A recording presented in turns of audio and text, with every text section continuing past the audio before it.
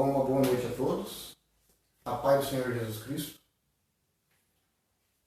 Amados, eu vim aqui trazer uma mensagem hoje da Palavra de Deus. Agradecer a Deus por esta noite, na presença do Senhor. Para trazer uma mensagem aqui do Evangelho para todos que estejam aí ao vivo acompanhando esta live. Seja você católico, evangélico, serve para todos nós. Para a gente, como meditação, e uma forma de a gente também, de estratégia de evangelizar, com sabedoria, para que as pessoas compreendam mais as Escrituras e não sejam enganados pelo sistema religioso. E quero agradecer a Deus aqui à noite, a presença de todos, ao vivo. E hoje nós vamos meditar aqui o tema, que é muito polêmico, discutido em questão à Igreja Católica, principalmente aos católicos. Essa mensagem, sinceramente, é mais aos católicos, principalmente aos católicos sinceros, que queiram ouvir essa mensagem. Não é aqui para falar mal, é sim para mostrar dentro da palavra o que as Escrituras dizem, ela nos prova. Amém? E o tema hoje, eu coloquei aqui na minha lousa, mas está aí no título do vídeo. Maria tinha mais filhos. O que as Escrituras diz? Maria tinha mais filhos? É uma pergunta, né? E é uma questão muito polêmica, que dá muita confusão entre protestante e católico.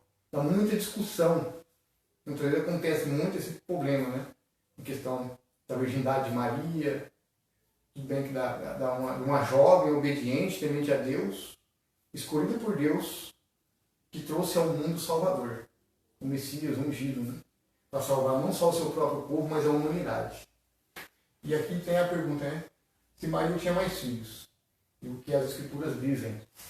E primeiro nós vamos meditar no livro de Isaías. Eu vou anotar aqui na lousa.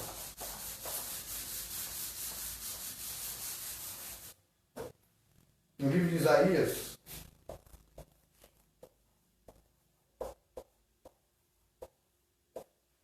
no capítulo 7, no versículo de 10 ao 14. Eu vou ler aqui, todos que estiver ao vivo aí acompanhando, possam prestar atenção na leitura, na palavra. Então, se quiser olharem, né? Isaías 7, capítulo 7, versículo de 10 ao 14. Nós vamos ver aqui, ó, a promessa de Emanuel. Então Yahvé enviou ao rei Acais esta outra mensagem. Pede um sinal miraculoso a Yahvé, o teu Deus. Seja das profundezas do céu, das mais elevadas alturas. Acais, entretanto, responde: não pedirei nada. Não colocarei Yahvé à prova. Ou seja, não colocaria o Altíssimo à prova. Então Isaías falou: ouvi vós, todos os descendentes da casa de Davi. Parece-vos pouco ao fatigares e provares a paciência dos homens? Agora quereis também abusar da paciência do meu Deus. Pois sabei que o Eterno, o Senhor dos Exércitos, Ele mesmo vos dará um sinal. Eis que a Virgem ficará grávida e dará luz a um filho. E o nome dele será chamado de Emanuel, que significa Deus conosco. Então a gente vê aqui que no final, versículo 14, Deus daria um sinal, que uma virgem, ela daria luz a um filho. E ele seria o ungido, né? O escolhido do Senhor, o braço de Yahvé, mencionado lá em Isaías 53. Que é Emanuel, que é Deus conosco. Então aqui, essa é a promessa do Eterno para o povo de Israel, para o povo dos descendentes de Davi. Então essa é a promessa de Deus para nós, que foi trazer o Salvador ao mundo, o ungido de Deus, e se habitou no meio de nós, se tornando homem semelhante a nós. E isso ocorre lá no capítulo de Isaías 53, que fala do braço de Yahvé, o ungido de Deus, se tornou semelhante a nós para salvar não só o seu próprio povo, mas também a toda a humanidade, a todos aqueles que nele creem não pereçam e tenham a vida eterna. Agora vamos pegar aqui, essa é a promessa de Deus, através de uma virgem, certo? E conforme a Escritura, a Maria era uma mulher virgem, conforme lá no Novo Testamento. Nós vamos meditar agora aqui, no livro de Mateus,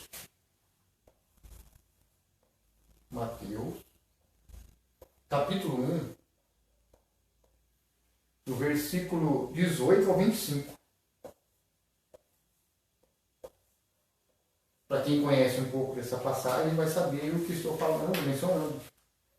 Lá no Novo Testamento, você vai ver aqui em Mateus 1, começando aqui, do versículo 18 ao 25. Se alguém quiser anotar depois para meditar e tirar prova nas Escrituras, está sendo pregado aqui. A linhagem divina de Cristo. O nascimento de Jesus, Cristo, ocorreu da seguinte maneira: estando Maria, sua mãe, prometida em casamento a José. José, descendente de Jacó, descendente de Davi.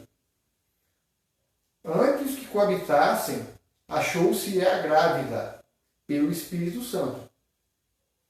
Então José, seu esposo, sendo um homem justo e não querendo expô-la à desonra pública, planejou deixá-la sem que ninguém soubesse a razão. Por quê, amados? Porque conforme a lei, a tradição do povo judeu no Antigo Testamento, uma mulher encontrada em adultério seria apedrejada até a morte. Como ele viu a situação, ele preferiu deixá-la sem desonrá-la publicamente, para ela não ser prejudicada nessa parte. Certo? Mas, enquanto ele meditava sobre isso, eis que um sonho lhe apareceu um anjo do Senhor, dizendo: José, filho de Davi, não temas receber a Maria como sua mulher, pois que nela está gerado do Espírito Santo. Então, que se refere à virgem prometida, a virgem, o sinal que Deus ia dar através de uma virgem, que foi profetizado lá em Isaías, no capítulo 7, versículo 10 a 14. Pois que nela já está gerado é do Espírito Santo. Ou seja, o Espírito de Deus envolveu ela, a sombra do Todo-Poderoso, e através dela ficou grávida, e ali sim trouxe ao mundo o ungido do Senhor, né? O ungido de Deus. Puro, santo, né? E verdadeiro.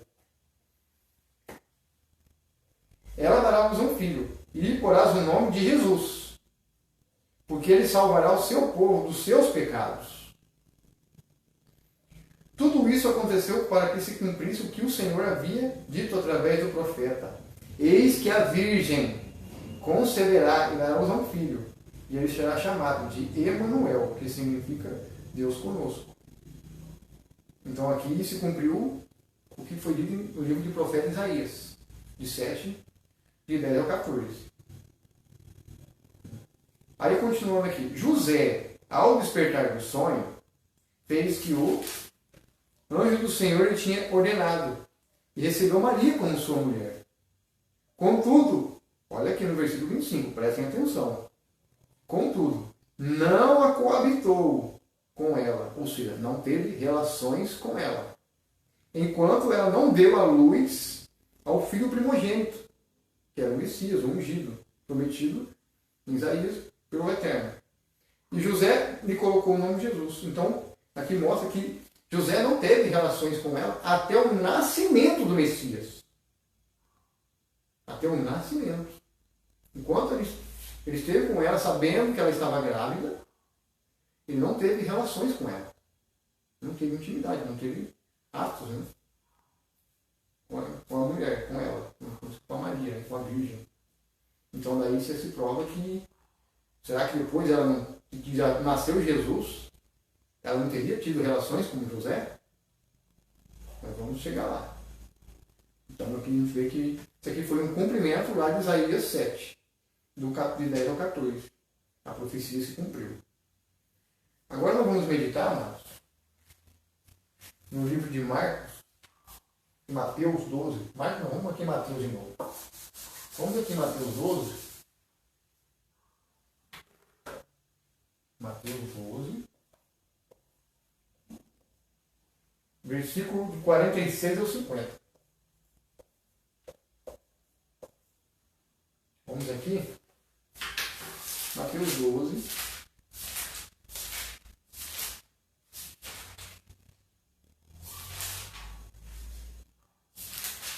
Versículo 46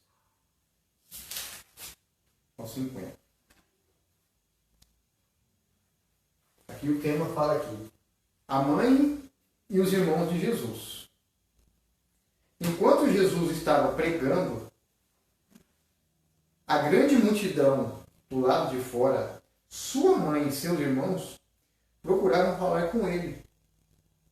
Então alguém avisou: tua mãe e teus irmãos estão lá fora e desejam falar-te. Jesus, entretanto, respondeu ao que lhe trouxe a irmã: quem é minha mãe e quem são meus irmãos? Aqui Jesus fez uma pergunta. E estendendo a mão em direção dos discípulos que estavam ali com ele. Então, os discípulos estavam ali com ele, no meio da multidão. Os discípulos não estavam lá fora com Maria. Você entendeu, amados? Olha o que ele fala. Ó. Estendendo a mão na direção dos discípulos que estavam ali com ele, e mais a multidão, afirmou: eis aqui minha mãe e meus irmãos, pois todo aquele que faz a vontade de meu Pai que está no céu, esse é meu irmão, minha irmã e minha mãe. Você entendeu, amados? Então, Jesus já estava no meio da multidão, os discípulos já estavam acompanhando ele. Então lá fora estava quem? Maria, a mãe de Jesus, e os irmãos de Jesus. E perguntaram dele. Então ele apontou a mão ali. E os discípulos. Eis aqueles que são meus irmãos. São aqueles que fazem a vontade de Deus. Como eles acompanhavam Jesus, eles estavam fazendo o quê? Acompanhando Jesus para fazer a vontade de Deus. Entendeu, amados? Como é que há uma divergência? Então Maria aqui. Isso aqui já é uma prova que Jesus teve mais irmãos, sim. Que Maria teve mais filhos. Isso aqui em Mateus 12. Isso fora outras passagens que eu estava meditando, eu anotei. E o Senhor me mostrou, mostrando realmente que Maria teve mais filhos. Você pode ver que Jesus ele não chamava ela de mãe. Jesus sempre chamava mulher, mulher, sempre pensava mulher. Por quê? Porque ele já sabia que o povo iria querer colocá-la, sabe, como uma deusa, endeusá-la. Então ficam umas coisas assim. A gente vê hoje no meio católico isso. Eu sei que tem católico que compreende, mas nem todos os católicos compreendem isso. É uma mensagem que as pessoas vão falar: está falando mal da Maria. Ninguém está falando mal. Está mostrando dentro das Escrituras a realidade e a verdade. Não tem como contradizer. Está escrito dentro da Bíblia. Essa é uma Bíblia de estudo. Se você pegar a sua Bíblia católica, entendeu? Aí vai estar a mesma coisa. Eu uso uma Bíblia de estudo para compreender e realmente entender o que significa. Se você pesquisar no hebraico, virgem é uma alma, é uma mulher pura, uma mulher que não teve, uma jovem pura. Uma jovem pura significa o quê? Uma mulher virgem, que nunca teve relações com nenhum homem. Então, a gente tem que procurar saber o significado da palavra. Virgem, alma. Alma, uma mulher jovem, pura, que não teve relacionamento com nenhum homem. Então a gente vê aqui que já prova que Maria teve mais filhos. Certo? Vamos aqui em outra passagem, também que menciona, no livro de Marcos. Marcos, vamos aqui no livro de Marcos. Eu vou anotar aqui na lousa. Marcos 3. No versículo de 31 ao 35.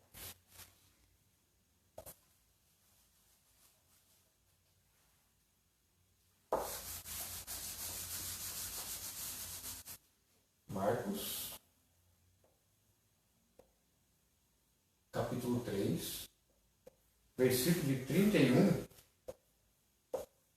ao 35.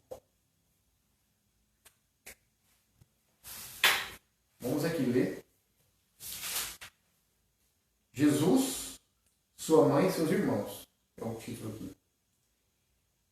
Foi quando chegaram a mãe e os irmãos de Jesus, e ficando do lado de fora, mandaram alguém chamá-lo. A mesma coisa que fala lá em Mateus 12, 46. Olha como é que bate. E ali havia um grande número de pessoas sentadas em torno dele. E lhe avisaram: olha, tua mãe, teus irmãos e tuas irmãs estão lá fora e buscam por ti. Então lhes respondeu com uma questão: quem é minha mãe, os meus irmãos? E repassando com o olhar a todos que estavam sentados ao redor dele. Não que estava lá fora, ao redor dele. Declarou: aqui estão minha mãe e meus irmãos. Pois qualquer pessoa que fizer a vontade de Deus, esse é meu irmão, minha irmã e minha mãe. Então, amado, se você faz a vontade de Deus, você prega o Evangelho para as pessoas, faz a obra do Senhor, seja em qualquer lugar, nas ruas, ou com teus vizinhos, com teus familiares, teus amigos, você está fazendo a vontade de Deus. Você se torna um irmão de Jesus. Não é só um seguidor, mas um irmão. Porque você está fazendo a vontade de Deus. Você está fazendo a vontade de quê? Pregando o reino de Deus. Você se torna um irmão. Então aqui a gente prova que Maria tinha mais filhos. Jesus teve mais irmãos. Não. Vamos aqui também meditar no livro de João. Livro de João, capítulo 2. João, capítulo 2, versículo de 1 a 12. João 2. João, capítulo 2, versículo de 1 a 12. E também, João, capítulo 7, versículo de 1 a 9. Vamos pegar aqui no João. Vou anotando. Depois tira as conclusões das escrituras. A Bíblia foi feita para isso, para ser provada. Está escrito. João capítulo 2, versículo de 1 a 12. O primeiro milagre de Jesus. No terceiro dia houve um casamento em Canaã da Galileia. A mãe de Jesus estava ali. Jesus e seus discípulos também foram convidados. Tendo acabado o vinho, a mãe de Jesus lhe disse: eles não têm mais vinho. Jesus lhe disse: mulher, aqui ele não fala nem mãe, em que essa tua preocupação tem a ver comigo? Ele perguntou para ela: ainda não é chegada a minha hora. Sua mãe disse aos serviçais: seja o que for, o que ele vos pedir, fazei. Ela sabia que ele ia fazer, né? Ele não ia negar nada por ela. Estavam ali 6 jarros de pedra que os judeus usavam para as purificações, e cada um levava 2 ou 3 metretas. Jesus disse aos serviçais: enchei os jarros com água, e o encheram até a borda. Então ele disse: tirai agora um pouco, e levai ao mestre-sala. E eles assim o fizeram. Quando o mestre-sala provou a água, transformada em vinho, não sabendo de onde viera, embora soubessem os serviçais que tiraram a água, chamou o noivo. Ele disse: todo homem que serve primeiro o bom vinho, depois que os convidados já beberam bastante, o vinho inferior é servido. Tu, entretanto, guardaste o bom vinho até agora. Com esse deu Jesus princípio a seus sinais em Canaã da Galileia. Manifestou a sua glória e seus discípulos creram nele. Depois disso, desceu ele para Cafarnaum com sua mãe. Olha aqui, versículo 12, hein?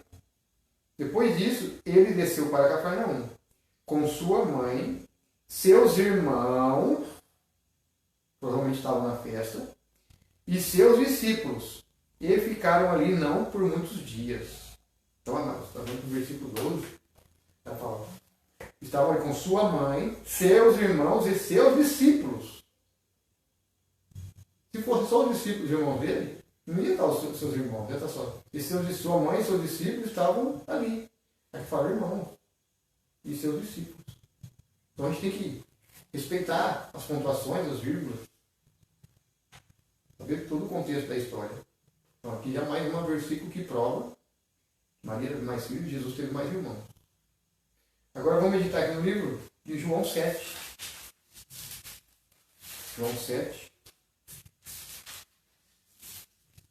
versículo de 1 a 9.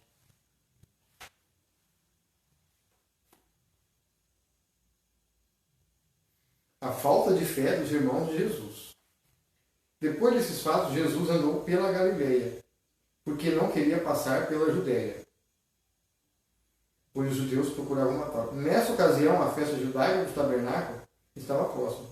Sendo assim, os irmãos de Jesus lhe disseram: parte desse lugar e vai para a Judéia, para que os teus discípulos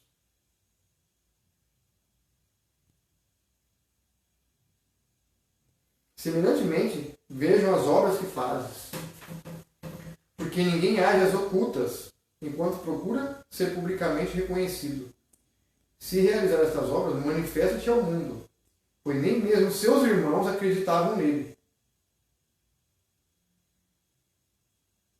Viu? Aqui não fala os discípulos, são os irmãos. Então Jesus afirmou: o meu tempo ainda não chegou para vós, porém qualquer hora é correta. O mundo não pode odiar-vos, mas odeia a mim, pois eu dou testemunho de que suas obras são más. Podeis vós subir à festa? Eu, neste momento, não subo para a festa, porque o meu tempo apropriado ainda não chegou por completo. E tendo dito essas palavras, ele permaneceu ali na Galileia. Aí, continuando aqui, ó, no versículo 10... Mas após seus irmãos terem subido, então ele também subiu para a festa. Não abertamente, mas em segredo.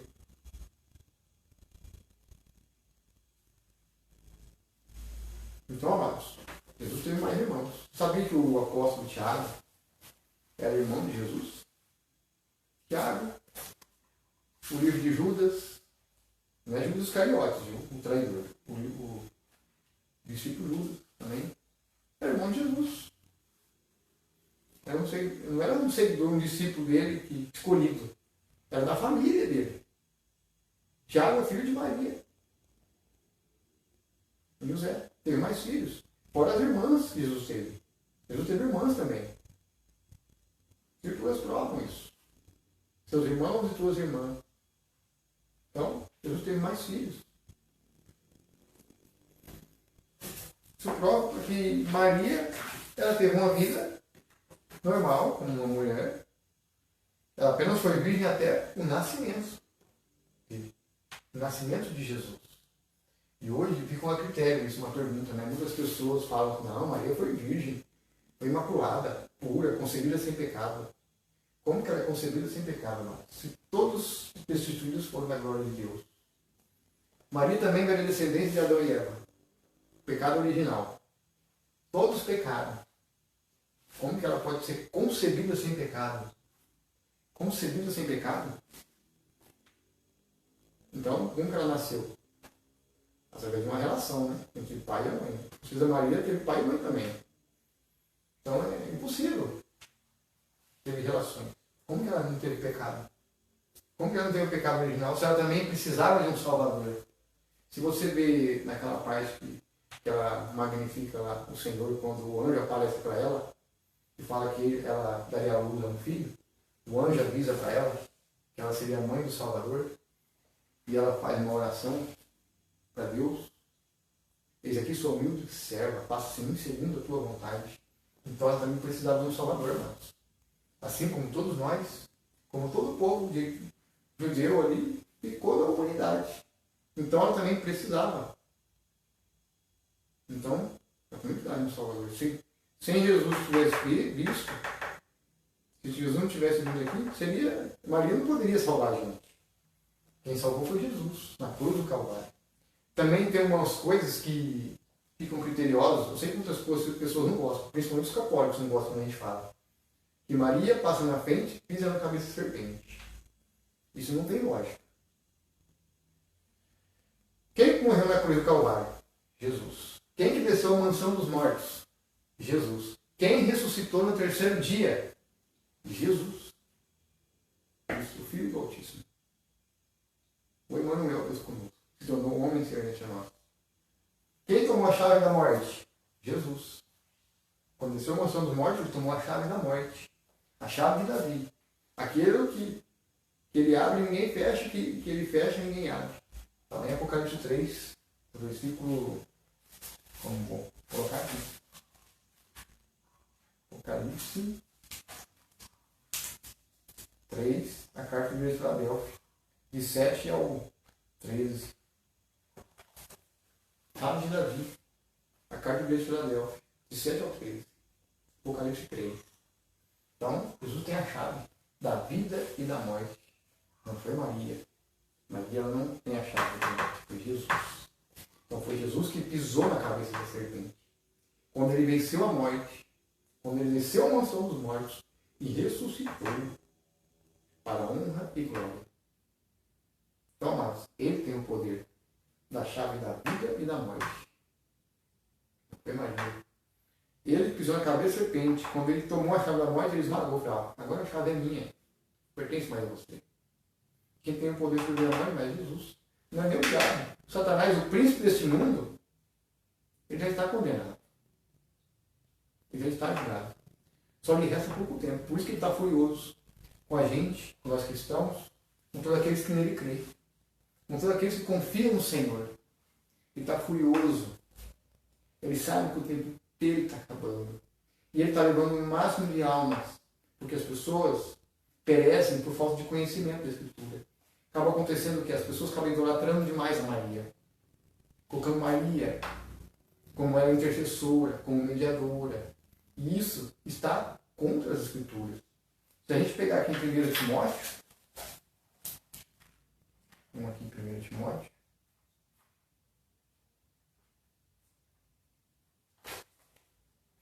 Timóteo,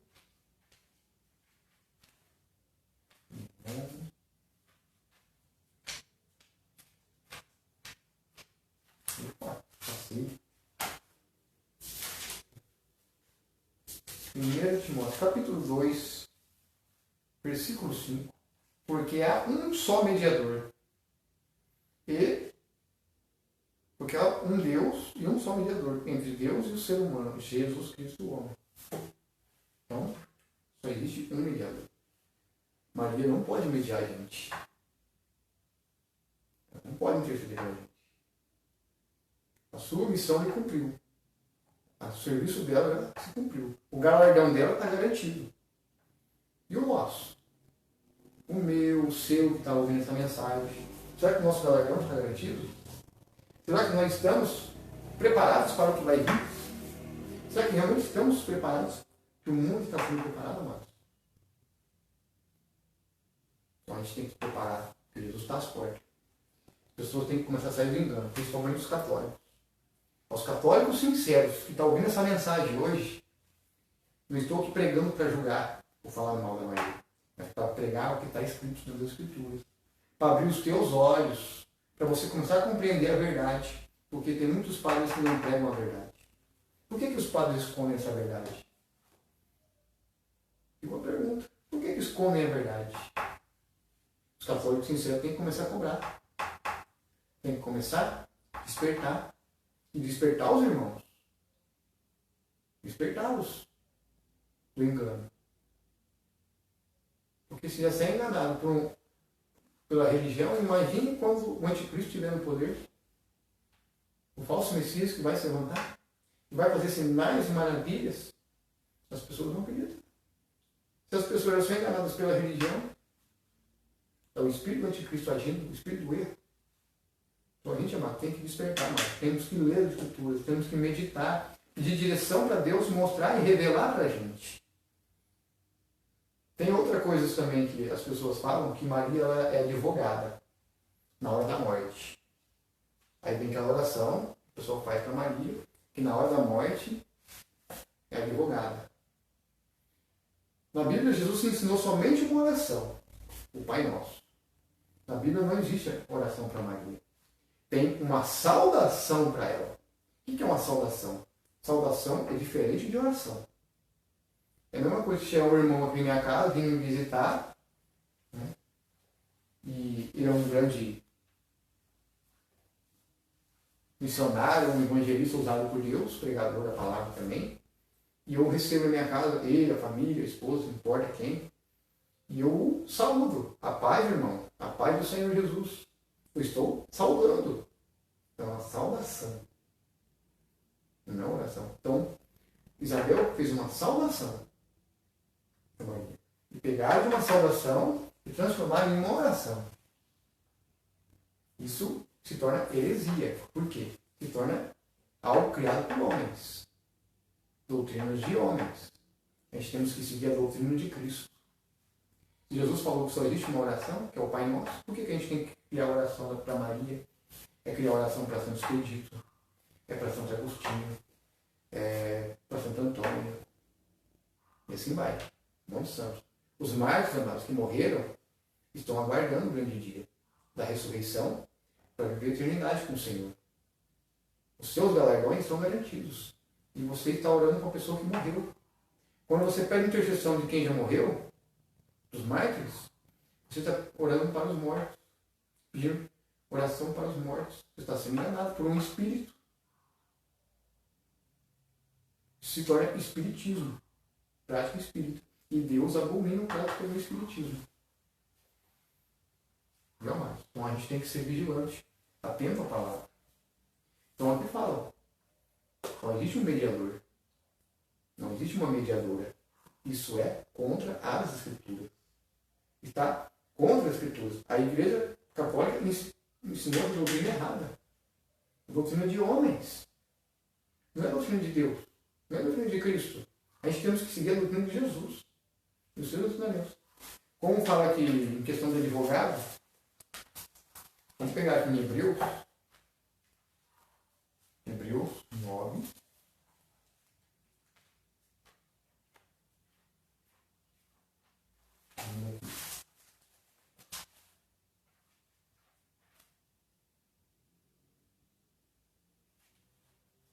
Aqui, ó. Livro de Hebreus, capítulo 9, no versículo 27.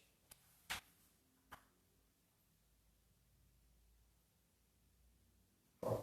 E assim como aos homens está ordenado morrer uma só vez, vindo depois disso o juízo.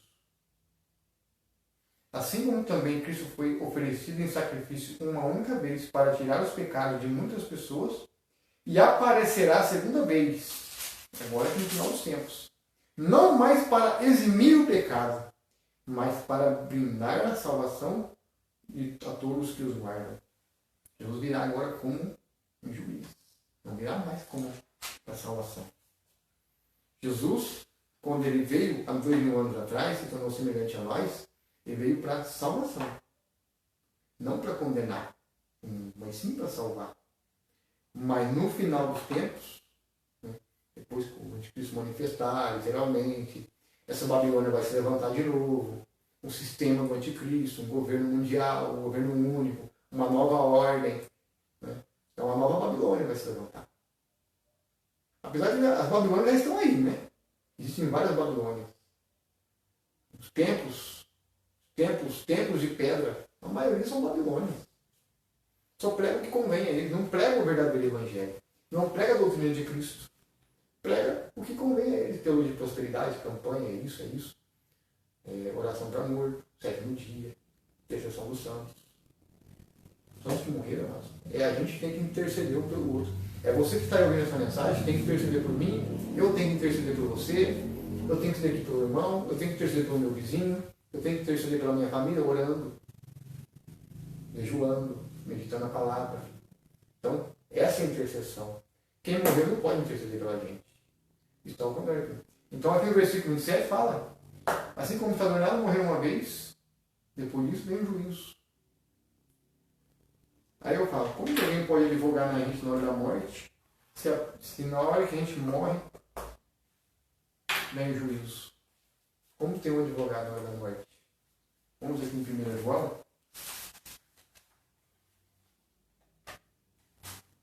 1 João, capítulo 2, versículo 1, e já vai provar mais uma coisa, que Maria não advoga ninguém na hora da morte. Caros filhinhos, 1 João, capítulo 2, versículo 1. Caros filhinhos, essas palavras vos escrevo, para que não pequeis. Se, entretanto, alguém pecar, temos o advogado junto ao Pai, Jesus Cristo justo. Ele é a propiciação pelos nossos pecados, e não somente por nossas ofensas pessoais, mas pelos pecados do mundo inteiro. Então aqui fala que Jesus é o nosso advogado. Enquanto estamos aqui vivos, amados, em vida, se você acontecer de pecar, não é para sair pecando à vontade, sim, falar, vou pecar, e Jesus vai me perdoar. Isso também é brincar com Deus, é brincar com o Senhor. Mas quando a gente peca acidentalmente, por uma fraqueza espiritual, por um desânimo, pode acontecer isso. Faz parte. O Senhor está lá para você se humilhar diante dele, no seu quarto secreto, pedir perdão. Confessar por irmão, aconteceu com isso comigo. Cara, irmão, é na mesma fé.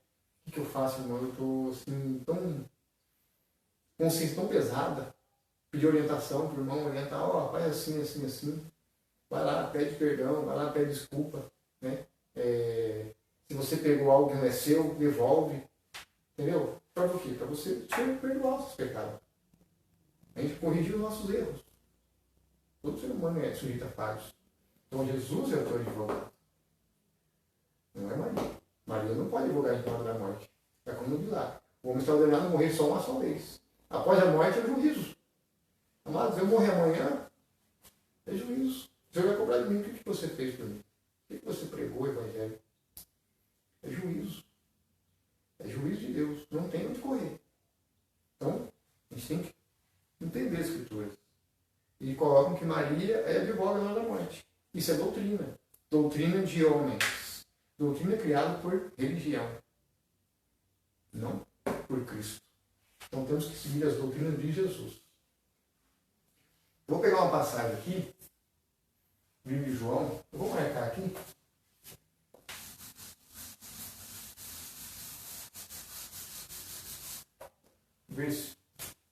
João capítulo 19. Versículos de 25 a 27. Para você ver como que Jesus, ele não endeusava a mãe dele. Porque ele sabia que isso ia acontecer. Então vamos pegar aqui, ó, 25 ao 27. Capítulo 19, 25 ao 27. O livro de João. Não é 1 João, é o livro de João, o Evangelho segundo João. Onde está aqui, ó. A mãe e os amigos junto à cruz. Aqui quando Jesus foi crucificado. Estavam ali os discípulos, os amigos de Jesus, discípulos, e ali estava a mãe dele. Próximo à cruz, Jesus estava com sua mãe. A irmã dela, Maria. Então, próximo à cruz de Jesus estava com sua mãe. A irmã dela, Maria, não é a Maria, mãe de Jesus, aqui fala, mulher de Clopas, e Maria Madalena. Então, existe a Maria, mulher de Clopas, e a Maria Madalena. Então, tem duas Marias aqui, mas não se refere à mãe de Jesus. Quando Jesus, contudo, viu sua mãe e junto a ela o discípulo a quem ele amava, disse a sua mãe, mulher, eis aí teu filho. Em seguida, disse Jesus a seu discípulo amado, eis aí tua mãe. E naquele momento, em diante, o discípulo amado recebeu-a como parte de sua família. O que quer dizer que recebeu como parte de sua família? Enquanto ali Jesus estava ali fazendo as pregações, fazendo os sinais, fazendo suas maravilhas, operando, mostrando ao povo que ele era o Messias, os discípulos andando com ele, acompanhando todos os seus ensinamentos, Maria não andava com Jesus. Maria só ficava atrás dele, estava preocupada com ele. O que meu filho está fazendo? Está ficando doido. Jesus ainda não foi reconhecido pela sua própria família como profeta.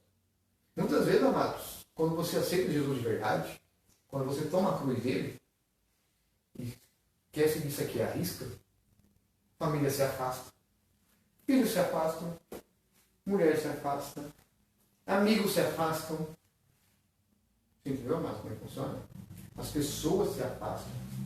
Sabe por quê? Porque não suportam a sã doutrina. Então, Maria só se tornou parte da família, o discípulo, a partir do momento da cruz. Quando Jesus estava lá morrendo, na cruz, e ele fala para eles, aí tua mãe e aí teu filho. Por que Jesus confiou ao seu discípulo amado, seu discípulo mais próximo e mais íntimo?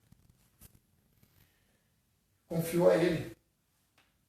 Por quê? Para cuidar dela. Como se fosse uma mãe para ele. Não era a mãe dele biológica, não era a mãe dele lá que gerou ele. Mas como uma mãe ali, como um filho adotivo. Entendeu, amados? Então, Maria ali se tornou uma seguidora também. Até o momento em que Jesus estava pregando o Evangelho, passando seus ensinamentos nos templos, em Jerusalém, nas sinagogas, em nenhum momento Maria ficava atrás dele. Quando ficava, era preocupado com o que estava fazendo. Preocupado se ele ia ser morto. Preocupado pela perseguição. O Ior é a mesma coisa, mas muitas pessoas vêm chegando em mim, lá, chegando meu pai lá, perguntam lá, eu vi seu filho pregando na praça. Eu vi seu filho, não sei em que cidade ele pregando. Dá um jeito nele, tá ficando doido. É doido, ele é doido. Mas isso não é loucura, mas é evangelho. É evangelho que a gente tem que fazer. Não é ficar sentado dentro de um templo, de uma igreja, sentado no banco, só ouvindo pregação lá, e não fazer nada. A gente tem que se levantar, ter atitude e postura. Vamos para a rua. Tem uns irmãos aqui que fazem isso.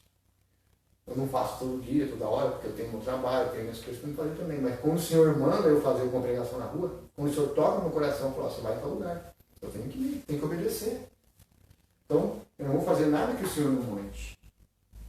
Eu não posso fazer nada que Jesus não mandar. Eu não posso fazer as coisas de qualquer jeito e na carne.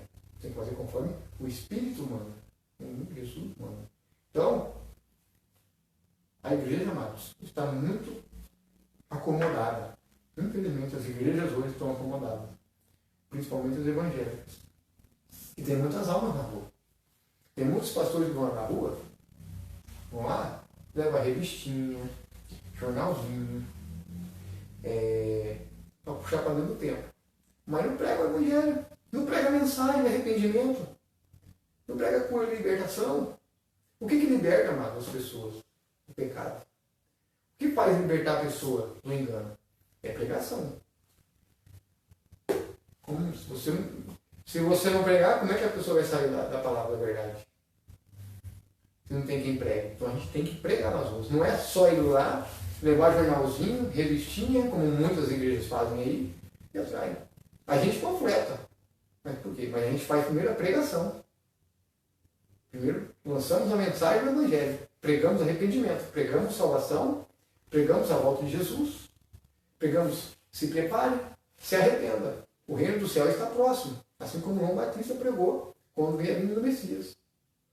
E nós pregamos o quê? A volta de Jesus. E todo olho vai ver. Então, é a segunda vinda gloriosa dele. Ele veio só uma vez, vai vir só a outra. Ele não vai vir 3 vezes. É 2 vindas só. A primeira que ele já veio, e a segunda agora que é onde ele vem tirar seu povo, sua igreja. Você está preparado para isso? É isso que a gente tem que ver, amados. Então, fica aqui a dica. A gente tem que buscar mais direção de Deus, do Espírito Santo, para nos guiar através da palavra. Cuidado com os enganos, cuidado com as doutrinas de homens, cuidado com o falso evangelho, cuidado com o evangelho de prosperidade, o evangelho que promete riqueza, só bênção, vitória. Eu sei que quando você busca primeiro o reino de Deus e sua justiça, Deus vai acrescentar coisas. Deus vai.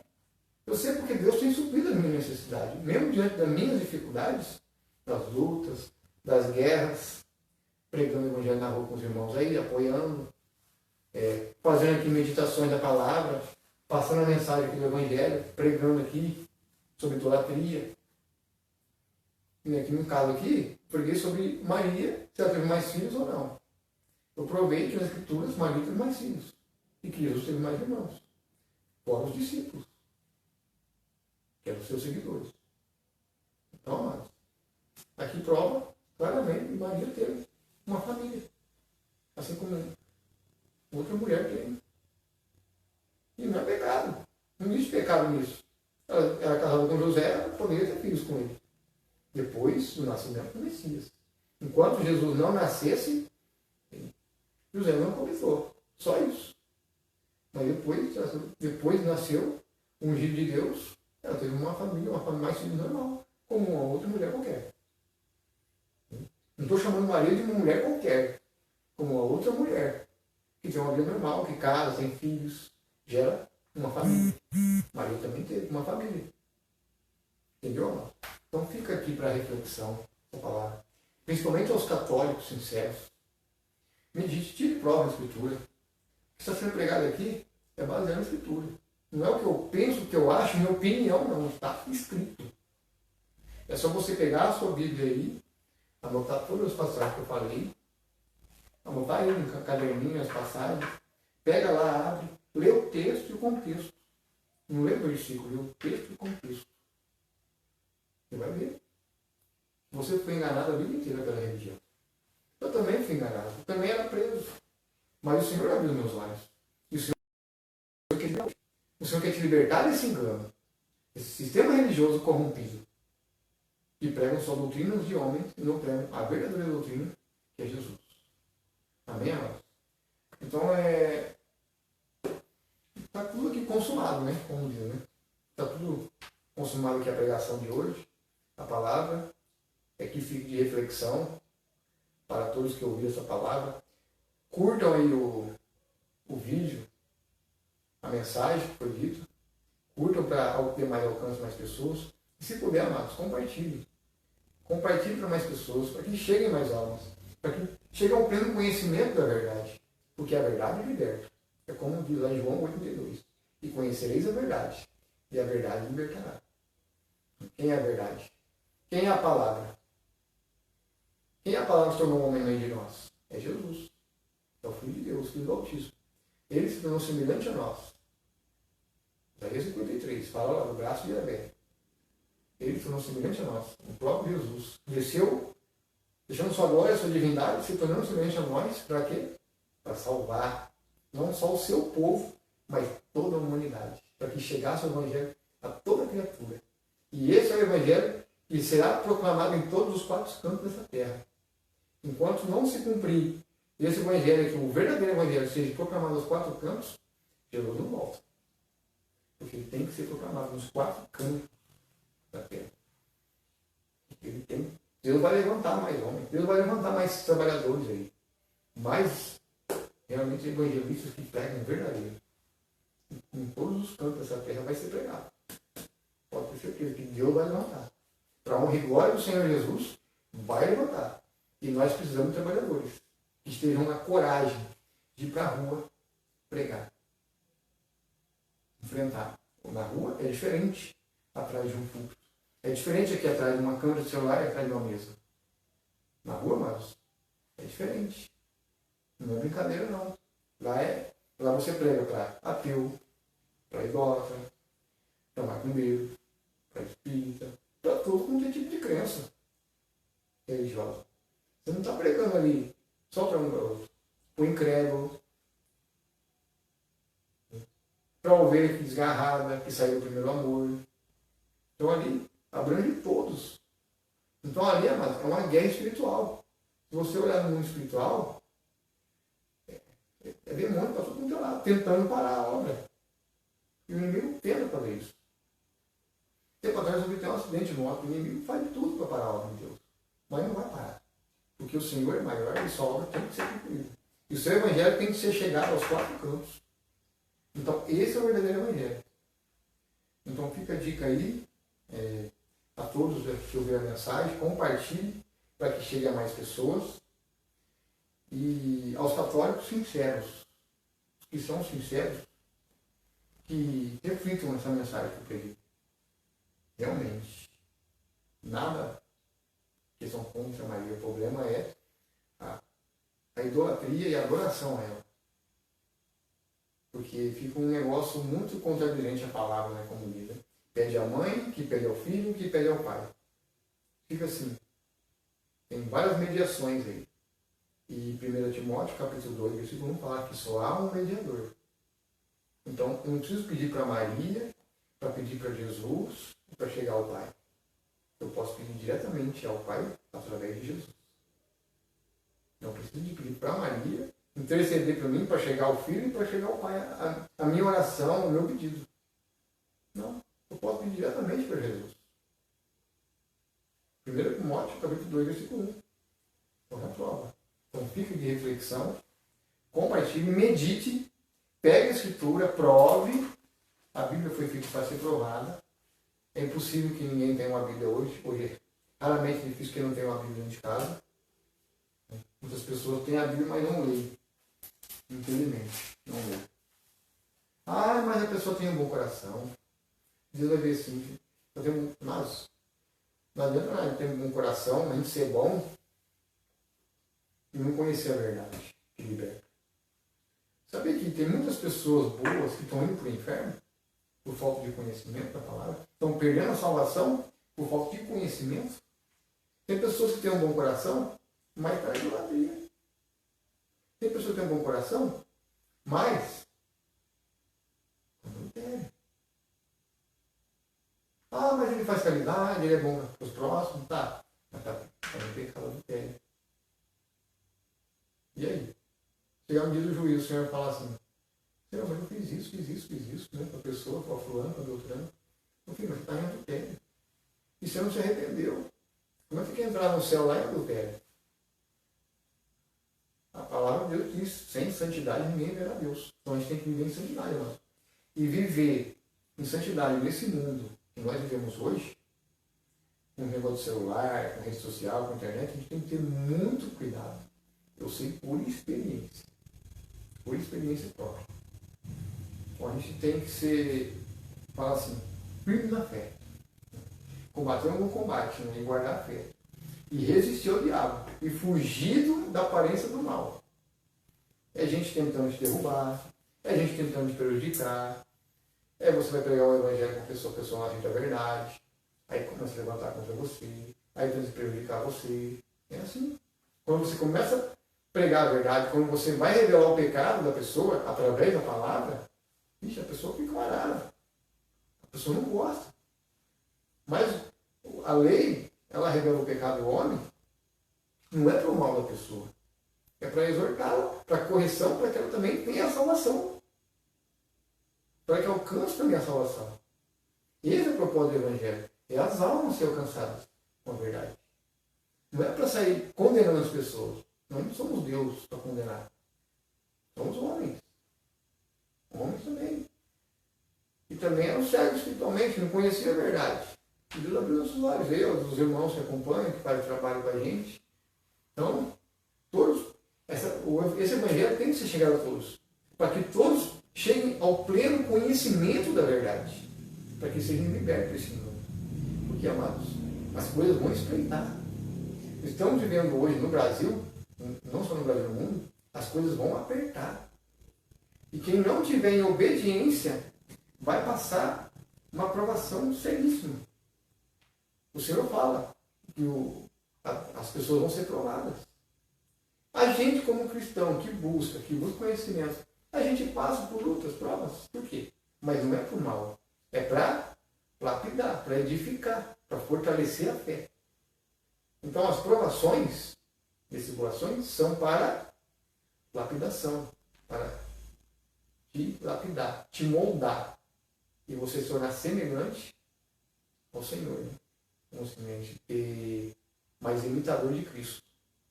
Amor e misericórdia, mas também arrependimento. Nós esperamos assim, que Jesus, que Deus é só amor. Deus é amor, Deus é amor, Deus é amor, Deus é amor. Deus é amor. Tá, Deus é amor. Mas Deus também é justiça. Se eu praticar uma injustiça com um irmão, com uma pessoa, só porque eu sou cristão, você acha que Deus não vai cobrar de mim? Então, e aí? Só porque você é crente, ou você é cristão, se você praticou uma coisa errada com um irmão ali, se você mentiu, se você cometeu uma injustiça, Acha que Deus não vai cobrar? Só porque eu sou crente? Vai cobrar. Cobrou de Davi. Davi pegou a mulher de Urias, colocou ele na frente da batalha numa guerra, para morrer, para ficar com a mulher dele, desejou ela.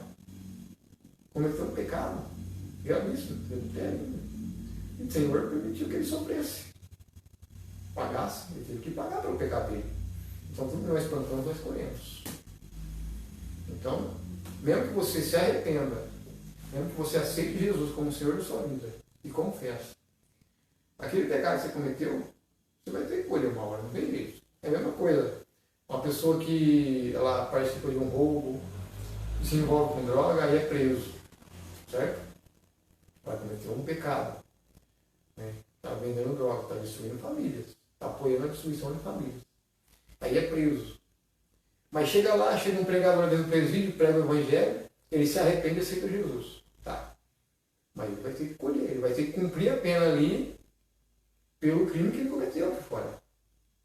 Não é porque ele se arrependeu, confessou Jesus, aceitou Jesus ali, e dali em diante ele não vai fazer mais, que ele não vai ter que cumprir aquela pena daquilo que ele cometeu aqui. Ele tem que cumprir. Pode ser que pela misericórdia de Deus, pela misericórdia do Senhor, pode acontecer um milagre de reduzir a pena. Deus colocar um advogado bom, uma pessoa de Deus aí, consegue tirar ele lá. Às vezes é o primeiro crime dele, né? E ele tem uma chance. Às vezes ele tem que quebrar a cara para poder aprender. Que a vida fácil não vale a pena. É que não falo, o caminho do Senhor é estreito. Seguir Jesus é estreito, é apertado. Mas te leva para salvação. Agora, se você quer o caminho largo, o caminho fácil, tem as consequências, né? Assim como o estreito e apertado leva para a salvação, o caminho largo te leva para a perdição. Ou seja, o sofrimento eterno. Né? E Deus não quer isso para você. Deus não quer isso para mim. Deus não quer isso para ninguém. Jesus não quer isso para nós. Ele quer que todos cheguem ao pleno conhecimento da verdade e sejam salvos. Sejam libertos. Para a honra e glória dele. Para a honra e glória do Senhor Jesus. Não para nós. Nós somos homens. Estamos para servir, não para ser glorificado. A glória tem que ser dele. A honra e a glória do Senhor Jesus Cristo. Não a nós. Ninguém quer glória de homens. Glória do Senhor.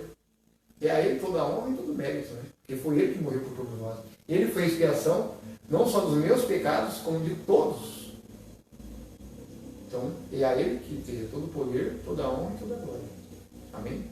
Então, amado, quero agradecer aqui mais essa noite. Estar na presença de Deus. Ter trazido essa mensagem do Evangelho. Ter trazido essa meditação sobre esse tema que foi mencionado aqui hoje. E se você conhece algum católico, compartilhe esse vídeo. Compartilhe esse vídeo para essa pessoa, para ela conhecer, chegar ao pleno conhecimento da verdade. E não colocar a Maria como se fosse um Deus, como aquela letra, entendeu? Muitas pessoas idolatram demais a Maria, né? Praticam idolatria, não só com a Maria, com as imagens também que tem dentro de casa, que trazem maldição. E Deus fala que no primeiro mandamento, o Senhor deixa, né, esse mandamento, que a gente não deva ter imagens, principalmente ter no coração. Né? Tem mais cultura dentro de casa, prestar culto. Porque se torna idolatria também. Não é só com a Maria. Muitos idolatram demais a Maria. Faz até imagem dela. A gente nunca viu Maria, como é que a gente vai saber quem era Maria? Como que era Maria, a aparência dela? Nem Jesus ainda deve fazer a imagem dele. Se nós somos a semelhança e a imagem do Senhor, foi Deus fez o homem. Se nós somos a imagem e semelhança de Deus, por que a gente tem que fazer uma imagem de uma Jesus, uma imagem de Deus, se nós somos uma imagem e semelhança do Senhor? Então fica aí a reflexão. Para adorar a Deus, só basta a gente entrar no quarto, fechar a porta em secreto, colocar o joelho no chão ali e orar em espírito. Deus é espírito, Deus é onisciente, é onipresente e onipotente. Deus, onde você estiver reunidos com mais 2 ou 3 pessoas, Jesus vai estar ali no meio. Meditando a palavra, louvando, adorando, meditando, estudando a Escritura. Então, Jesus está ali. Amém, irmão? Então aí compartilhe. Agradeço a Deus aí por todos, novamente, que acompanharam essa live, essa mensagem. Não só para a nossa edificação, mas para as almas também que sejam edificadas e transformadas em libertas para a honra e glória do nosso Senhor. Tenha uma boa noite, uma ótima semana aí abençoada, né?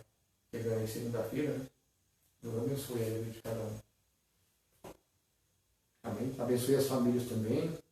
Abençoe os vossos filhos.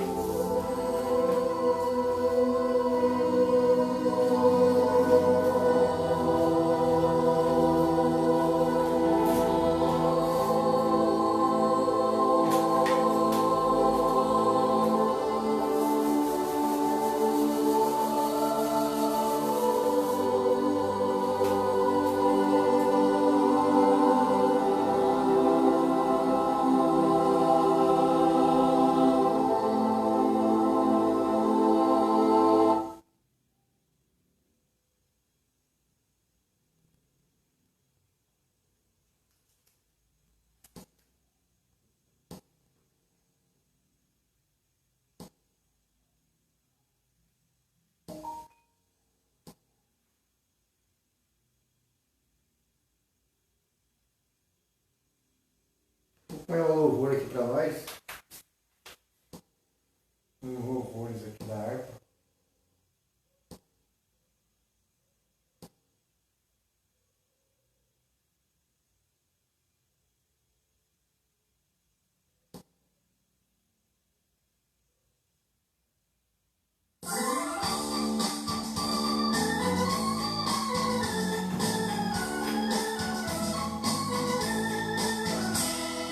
Paz e santo gozo tenho em ti, ó meu Jesus, pois eu vi tua morte sobre a cruz.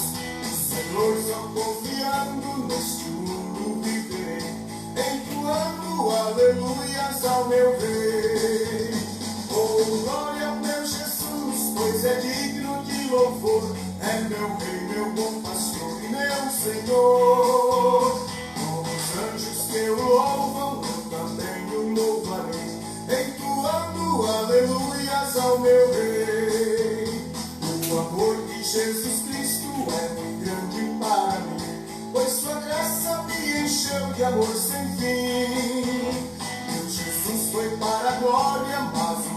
dia eu verei, entoando aleluias ao meu Rei. Oh, glória ao meu Jesus, pois é digno de louvor, é meu Rei, meu bom pastor e meu Senhor. Com os anjos que o louvam, eu também o louvarei, entoando aleluias ao meu Rei.